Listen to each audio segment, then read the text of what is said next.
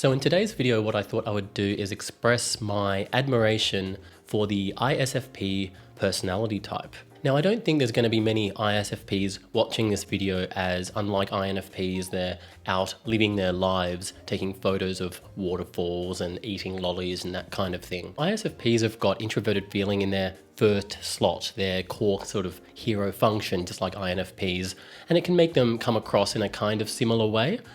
From my point of view as an INFP, I feel very connected when I meet most ISFPs. There's like some sort of a shared feeling between us. And a lot of that is not just because you kind of get this sort of shared sense of FI coming through between both of you, but it's also that inferior TE. So there's a sort of a bit of a dislike of rules, and it creates quite a fun atmosphere, I find, between the INFP and the ISFP. Now, these two personality types do often perceive the world in pretty different ways, because even though both of them to some degree have got their heads in the clouds, the ISFP have got their heads in the extroverted sensing clouds, which I interpret as being a lot more grounded or present, or I don't know, even visual or tangible. And then INFPs are sort of looking at everything in a bit more of a philosophical, abstract way in general, and they're looking at how narratives are formed, because their extroverted intuition, I think, is a lot to do with picking up on patterns and I guess just looking at the what if and not being quite so grounded in things that are tangible. Now, I think that to outside viewers, these two personality types still can seem really similar. Like if you imagine both of them going off for a lovely walk in the forest to be lost in their own thoughts and to be creative. Both of these types, I think, are going to be in a very creative headspace walking in the forest, but I think the INFP is using the nature and the scenery to soak up an unconscious sort of good feeling, but their heads are going to be thinking about something completely different. But I think maybe an ISFP is a little bit more aware of actually the nature that's around them, and they might be soaking it up in a more present way. Now, I've often found that not just as friends, but as work colleagues, INFPs and ISFPs can make a really good combination. I mean, it seems like in every boring, soul-destroying office job that I've ever had, when I look around and I'm really depressed and everyone's depressed around me and really uptight and kind of boring, there's always some ISFP woman who I sit next to, and then all of a sudden they're just so filled with warmth and they just make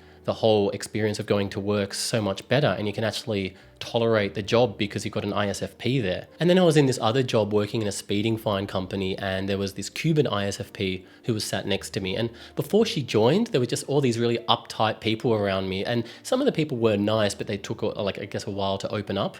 But the ISFP, straight away, you just have this bond. We were just friends immediately. It just made the whole job so much nicer. But anyway, even years later, I was working in the government and having to deal with policy things, and I was sat with two ISFPs, and I noticed that as an INFP, I would pick up on a lot of stuff when interpreting policy that they weren't picking up on. But there were so many things every day that I would miss because I would sort of overthink things and not see what was directly there in front of me. And the ISFPs were really good at that. And they were also really good at just taking action, again, as I said, and not overthinking everything. Now, don't get me wrong, there's a lot of ISFPs that I haven't quite clicked with, and a lot of that is to do with the fact that I overthink everything and complicate things, and they prefer to, I guess, kind of simplify things. I don't feel like they've got a simplistic way of thinking. They've got introverted feeling as a core function, which is very in-depth.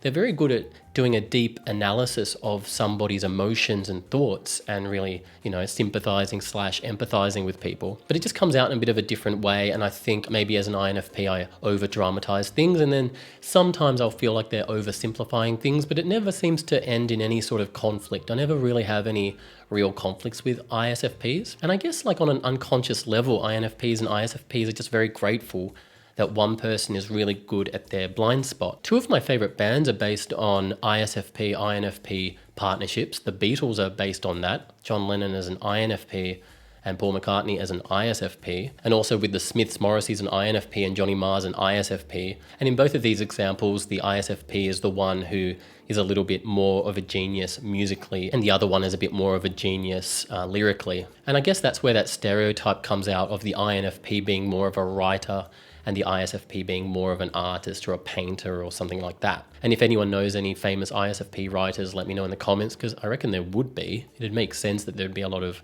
ISFP writers. And then finally, I guess I might as well mention the fact that when I was a lot younger, And I'd sort of gone through a lot of heartbreak after being, obsessed with an INFP girl, an ENFJ girl, two INFJ girls. But then there was this period where I did nothing but date ISFP girls.